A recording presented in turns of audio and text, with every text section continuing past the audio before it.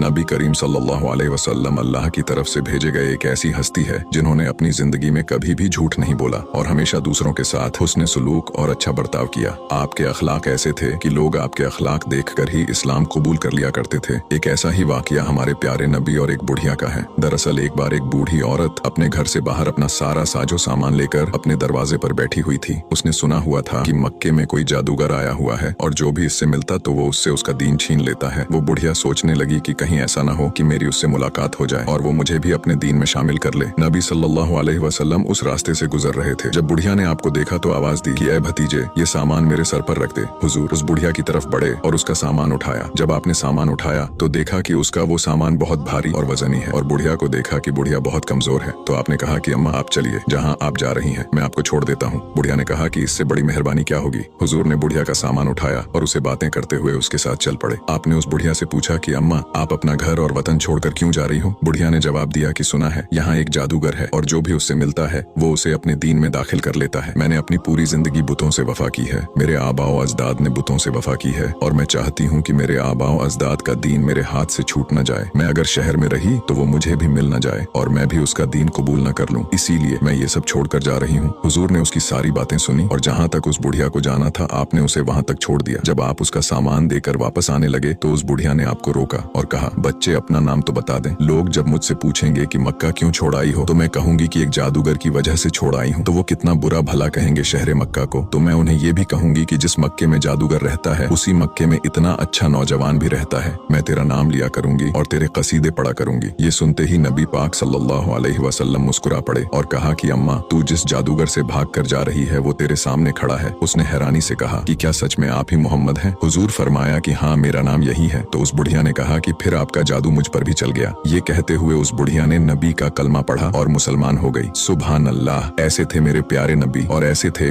मेरे नबी के अखलाक जिन्हें देखकर ही लोग इस्लाम में दाखिल हो जाया करते थे। वीडियो अच्छा